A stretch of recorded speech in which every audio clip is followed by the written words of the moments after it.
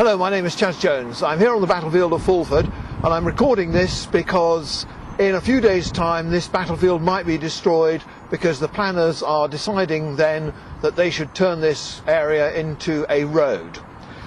First of all, I'm going to show you on the model, and then we'll actually pan out to the landscape. What we have on the 20th of September 1066 is we have the English army has found itself an excellent defensive position all the way along this wonderful ditch that we call Germany Beck, that was carved out by the last ice age. This is where it breaks through the moraine down to the River Ouse. The city of York is over there. With the earls, the northern earls in place, led by a chap called Earl Morcar and the Northumbrian army, he is waiting there for King Harald Hardrada and his army. And these armies come and they line up on the other side of the ford to oppose them. They can't for the moment actually engage because this is a tidal river, and this is in the morning of the 20th. That is absolutely full of water. So while this army is assembling, they've had to walk about 3 hours from a place called Rickle, and they busily assemble there. What they can't see while they're here, and what we discovered when we started to do the sort of landscape reconstruction to make this model, is that there was another key bit of the army, King Harald Hardrada's army. His best men, as he describes them in the sagas, are concealed down behind there.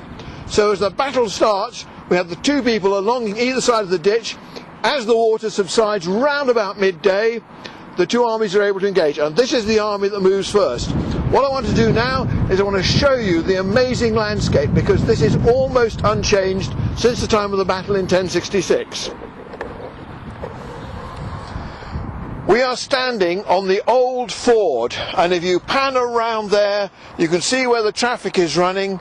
This is the old fording area. Over in the distance there you can see a road. That is the old road through Water Fulford that used to lead right the way down to the fording place, which is almost directly beneath my feet where I've got the model right now. If we look over the other side, we can actually see a little bit of the landscape which has been entirely unaltered since 1066. Down at the bottom there I can still find the grey mud that used to flood in here during the battle. It would have been flooded in here on the day of the battle.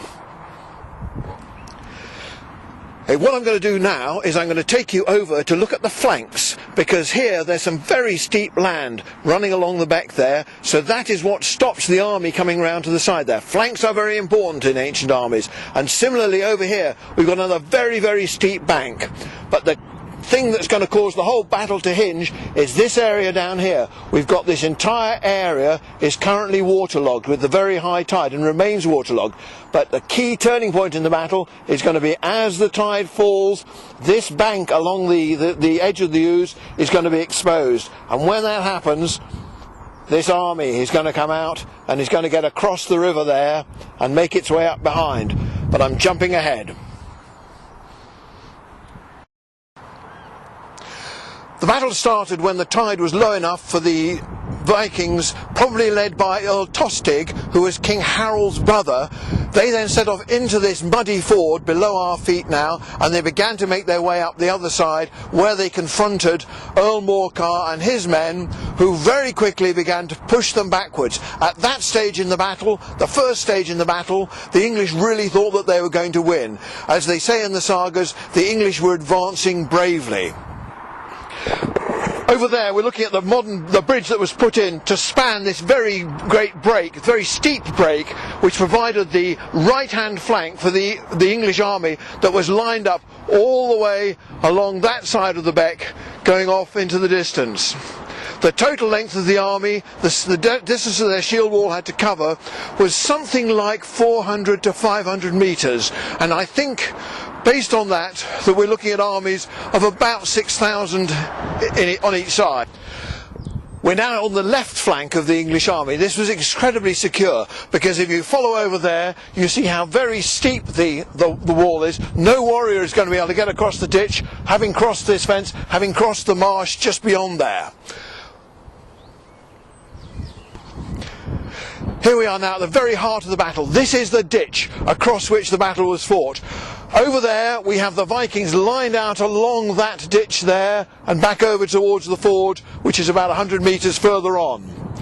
Over here on my right we've got the Saxon army, but they're on the strong ground, they're on the high ground. To get to them, those people there have got to go, the Vikings have got to go down into the ditch, wade across this area now. You can see by the vegetation this is very marshy, this is a peat bog, and then make their way up this side. The battle didn't start in this place, the battle started in the very centre of the ford. But this is where, when the sound of the horn was given by King Harald Hardrada, all these people jumped into the ditch and made their way across. This was where the bloodiest fighting took place.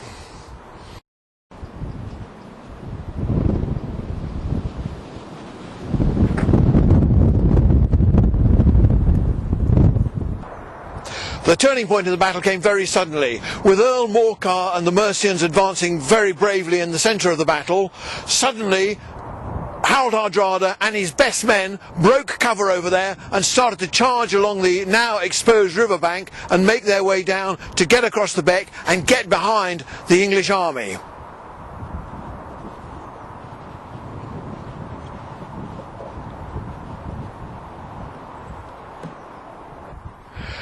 This is where King Harald Hardrada's charge would have come across the beck. We know from recent archaeological work there was a nice gentle sloping bank going down and up the other side. He'd have come down there, got on the levee, and he'd then been able to make his way up round behind the English, who would not have seen or heard or known about him until he came over the top of the moraine, when he would have found them in the ditch. That's where he surrounded them, and that is where the battle started to turn very badly for the English.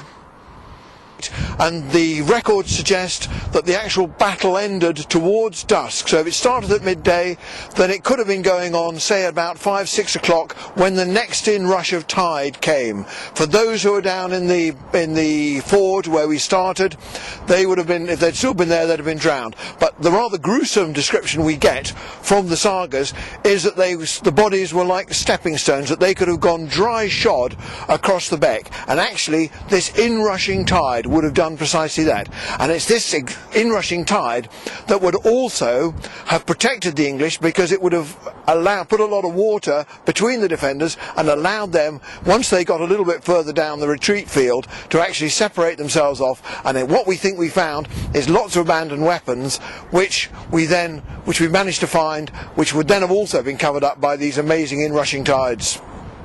So ended the Battle of Fulford, with a complete victory for Harald Hardrada. But it was a short-lived victory, as 5 days later he would meet his fate. He would get his 6 feet of English earth at the Battle of Stamford Bridge.